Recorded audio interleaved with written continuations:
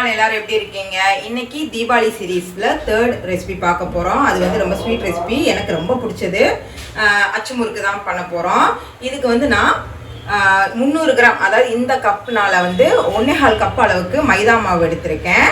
இந்த மைதா மாவுக்கு இதில் வந்து ஒரு 30 கிராம் டு 35 கிராம் வரைக்கும் சர்க்கரை, 1 டேபிள் ஸ்பூன் எள்ளு, இதில் வந்து இந்த கப் அளவுக்கு தேங்காய் பால், கெட்டி தேங்காய் பால் எடுத்திருக்கேன். அவ்வளோதான் இதுக்கு தேவையான இன்கிரியன்ஸ். நீங்கள் வந்து இந்த மாவை கரைக்கும் போது உப்பு மட்டும் சேர்த்துக்கணும். அது சிட்டிகை அளவு உப்பு சேர்த்தா போதும். ஃபஸ்ட்டு நம்ம மாவை கரைச்சி எடுத்துக்கலாம். இப்போ நம்ம இந்த பவுலில் எல்லாத்தையும் கலந்துக்கலாம். உப்பு வந்து சும்மா சிட்டிகை அளவு போட்டால் போதும். சர்க்கரை இது எல்லாத்தையும் நல்லா கலந்து விட்டுடலாம். இப்போ தேங்காய் பாலை வந்து ஃபஸ்ட்டு சேர்த்து கலந்து விட்டுருங்க. அதுக்கப்புறம் தண்ணி சேர்த்துக்கலாம்.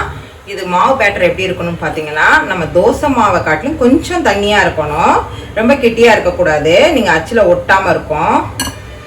இப்போது மாவு வந்து கொஞ்சம் கொஞ்சமாக தண்ணி சேர்த்து நல்லா கட்டிகள் இல்லாமல் இந்த மாதிரி விக்ஸை வச்சு நல்லா கரைச்சிக்கோங்க.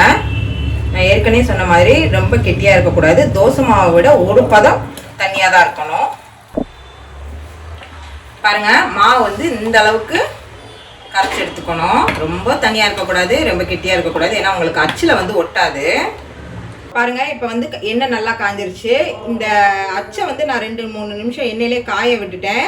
என்ன தான் நம்ம பழக்கின அச்சாக இருந்தாலும் நான்ஸ்டிக்காக இருந்தாலும் எண்ணெயில் காய விட்டுட்டு தான் நீங்கள் வந்து மாவில் டிப் பண்ண முடியும்.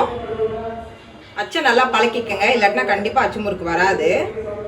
பாருங்கள், இந்த மாதிரி மாவில் டிப் பண்ணிக்கலாம். மாவில் டிப் பண்ணும்போது இந்த மாதிரி சத்தம் வரணும், சொயின்னு.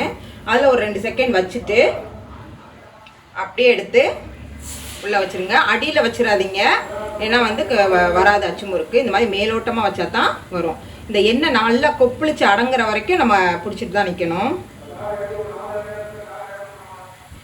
எண்ணெய் நல்லா அடங்கினதுக்கப்புறம் நீங்கள் எடுத்துடலாம். அது அப்படியே தானாக விழுந்துடும்.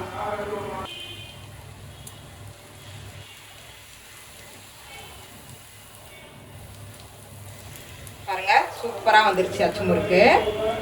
டக்குன்னு மறுபடியும் அச்சை வந்து எண்ணெயிலே வச்சு விட்டுருங்க, அப்போ தான் அது ஹீட் ஏறும். லைட்டாக செவக்கமே திருப்பி விட்டுருங்க, ஏன்னா வந்து இந்த அச்சு முறுக்கு சீக்கிரம் கருவிடும். லைட்டாக ப்ரௌனிஷ் ஆகவுமே எடுத்து விட்டுட்டு நீங்கள் ஆறுனதுமே பார்த்தீங்கன்னா அது ஒரு வித்தியாசமான கலரில் வந்துடும். நீங்கள் இன்னும் செவக்கலையே நினச்சி விட்டிங்கன்னா ரொம்ப கருவிடும். நல்லா எண்ணெயை வடித்து விட்டுட்டு எடுத்திங்கன்னா சூப்பரான அச்சு முறுக்கு ரெடி ஆயிடுச்சு.